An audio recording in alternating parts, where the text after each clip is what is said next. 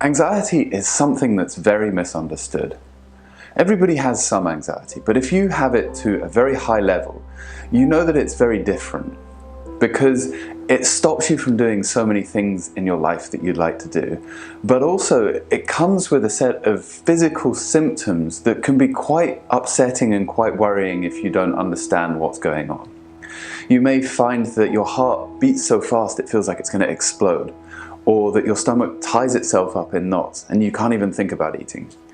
Or maybe you get so nauseous that you worry that if you stand up you're going to faint. And if you do have these symptoms, the chances are that you've been to see a doctor to find out what's going on. And after all the tests and everything else have been done, the doctor might have said something like, well, don't worry, it's just a bit of anxiety, there's nothing wrong with you.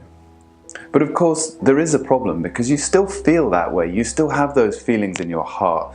You still have that sickening feeling in your stomach. You still worry about what will happen to you physically, whether something terrible is going on. And it prevents you from doing so many important things. It prevents you from having the relationships that you deserve because you can't connect with people. You can't share what's inside of you. It prevents you from giving yourself fully to your work, to your friends, to your family. It stops you from achieving your ambitions as well because perhaps you won't be able to travel or eat in restaurants or do public speaking. And the most upsetting thing for people, I think, is that simply nobody explains what's going on. There really are only a couple of things that cause anxiety. That's why whenever someone books either a telephone call or a face-to-face consultation, we always explain these things over the phone.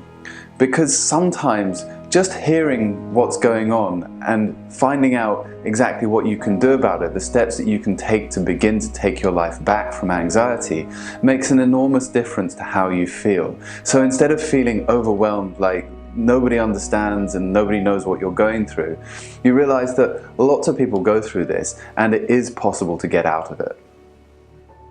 I'm not forward in anything I do. I can do lots, but I don't.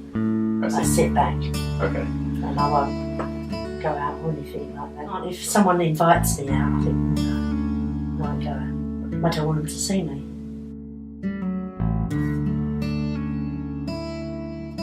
There's no breathing, you know?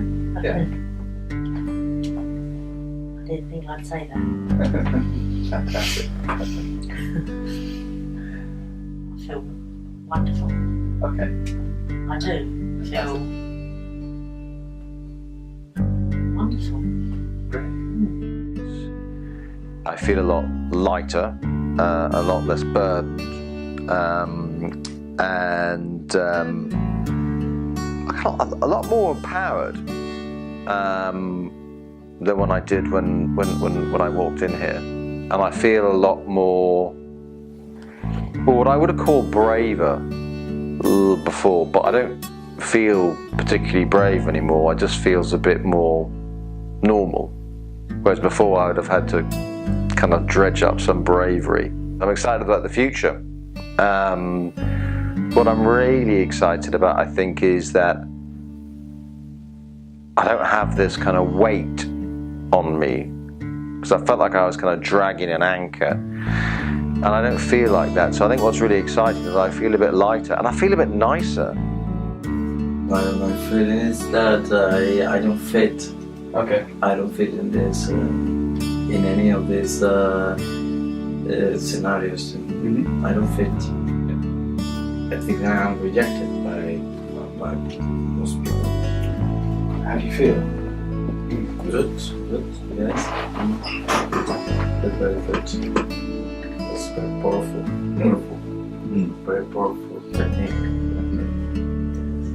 Well, I think I improve the way I cope with the situation. I find exactly how to feel secure, where I live without so much fear. I was really surprised how easy it was, how easy it is to let those things go.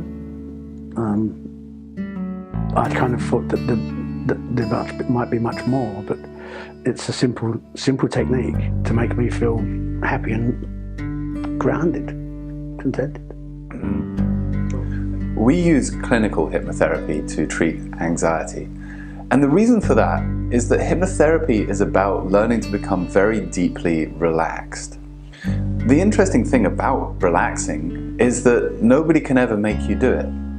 So when you come to Unchain Your Mind and you learn to relax through hypnotherapy, you're relaxing because you choose to do it. And if you have anxiety, the chances are you struggle to relax at the moment, and you recognize how valuable it would be to be able to relax very deeply just because you choose to do it. However, there's another reason why we use relaxation as the basis of all the change work that we do here. And that's because when you're under a lot of stress, it's almost like you're just clinging on to where you're at. But when you relax and let go, it's possible for you to change, evolve, and grow as a person. So that suddenly you start feeling like, well, actually I could get into that relationship. Actually I could have that difficult conversation with that family member which is long overdue. Actually I do feel up to going to an interview and going through that whole process of being able to improve my career or even start a business. There's also a very biological reason why relaxation is so powerful as a way of making changes. When you're under a lot of stress, you also have certain hormones in your body. Cortisol particularly is a hormone which is released when you're under stress, and it prevents you from growing. It prevents you from growing new physical tissue, new muscle, but it also prevents you from growing connections in the brain, connections which you're going to need if you want to make real and lasting change. When you relax, that hormone dies down and another hormone becomes more available. There's more of it in your system. You have more human growth hormone, which, as the name suggests, is the one that you need for growing muscle tissue. It's the one that you need for growing new connections in the brain. So relaxation works on lots of different levels. It works on the mental level as well as on the physical level to allow you to develop and grow and change and make anxiety something that's part of your past but not part of your future.